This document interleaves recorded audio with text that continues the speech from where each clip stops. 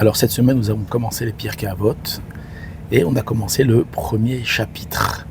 Dans la première Mishnah, on vient nous parler de la transmission de la Torah. Moshe a reçu la Torah du Sinaï, c'est vrai depuis le Sinaï, qu'il a transmis lui-même à Yoshua. Yoshua l'a transmis aux Ékénim, les Ékénim l'ont transmis aux Nevi'im, aux prophètes.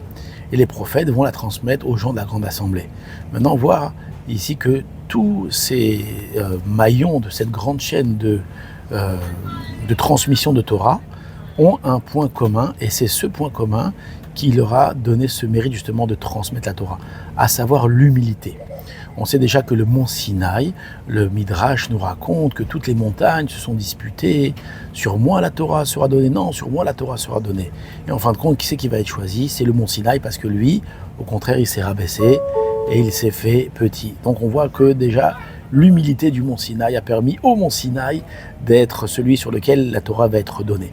Ensuite, elle va être donnée à Moshe. Moshe, la Torah témoigne que c'était l'homme le plus humble que la terre ait connu. D'accord? Un avmi kol adam.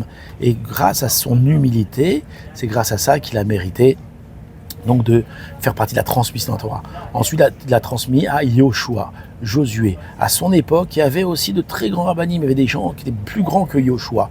Pourquoi est-ce que c'est Yoshua qui transmet la Torah? Parce qu'aussi il était une grande humilité. Lui, Yoshua, il a marqué Lo Yamouche Anahar Mi'aoel. Il ne bougeait pas de la tente de l'étude. Pourquoi? Il voulait absolument que tout le monde puisse bien étudier. Donc qu'est-ce qu'il faisait? Il arrangeait les bancs, il arrangeait les tapis, il arrangeait les chaises, il arrangeait tout ce qu'il fallait arranger pour justement permettre aux autres. Il avait un souci que les autres puissent étudier la Torah. Donc il laissait sa grandeur de côté pour permettre aux autres d'étudier la Torah. Une autre chose, on voit que aussi, il était complètement annulé devant son maître. On l'appelle le serviteur de Moshe. D'accord? Moshe, il était très, c'est lui qui transmet la Torah. Et Yoshua, lui, n'a jamais mis son grain de sel. Il a transmis la Torah telle qu'il l'a reçue parfaitement de Moshe. Et donc, ça fait preuve d'une très grande humilité. Ensuite, Yoshua va transmettre qui? Aux Ékénim. C'est qui les Ékénim? C'était les anciens. C'est ceux qui sont aussi sortis d'Égypte, qui ont connu Moshe Rabbeinu, mais qui ont vécu après Yoshua. Maintenant, ces gens-là, pourquoi ils ont mérité aussi de faire partie de la transmission de la Torah? Parce qu'ils avaient un grand mérite d'être humbles. Pourquoi? Parce qu'on disait que la face de Moshe, c'est la face du soleil, et la face de Yoshua, c'était la face de la lune. Donc on imaginait bien que ces gens-là qui ont connu Moshe, lorsqu'ils ont vu que Yoshua allait le remplacer, ils auraient pu dire, mais non, il n'y a rien à voir. Nous, on a connu Moshe Rabbeinu, c'est un grand personnage, c'était le soleil. Maintenant, nous, on va se rabaisser devant Yoshua, qui était beaucoup plus petit que lui. Et bien, malgré tout, ils ont accepté son autorité. Et cette humilité d'accepter l'autorité de quelqu'un qui est peut-être moins grand que toi, et ben, c'est ça qui va te donner le mérite de faire partie de la transmission de la Torah. Ensuite, les Ékénim eux-mêmes vont transmettre aux Nevi'im.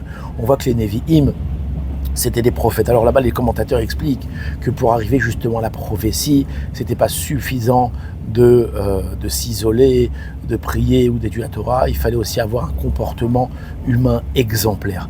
Et les prophètes étaient des gens qui avaient un rapport avec l'autre, Ben Adam Lachavero, qui était exceptionnel. Et donc on voit que c'est l'humilité qu'ils avaient, ces grands personnages-là. Alors c'est grâce à ça qu'ils ont eu le mérite de faire partie de la transmission de la Torah. Nous aussi, si on veut mériter la Torah, alors on doit prendre exemple sur eux. Et lorsqu'on va dans un cours de Torah, alors on doit se rabaisser, écouter le Rav, pas forcément essayer de toujours rajouter son grain de sable, de montrer Shoufouni Ani que moi je sais mieux que tout le monde et moi je suis capable de mieux comprendre que les autres. Au contraire, faire preuve d'humilité. Celui qui fait preuve d'humilité, alors il pourra acquérir la Torah. Et pas seulement la Torah, il pourra acquérir tout. L'humilité, c'est un élixir de vie. On n'aime pas les gens orgueilleux, on n'aime pas les gens qui se montrent, qui se prennent pour.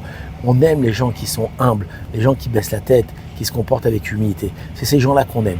Et si on veut être aimé des autres, on veut être apprécié des autres, alors faisons preuve d'humilité. À bientôt.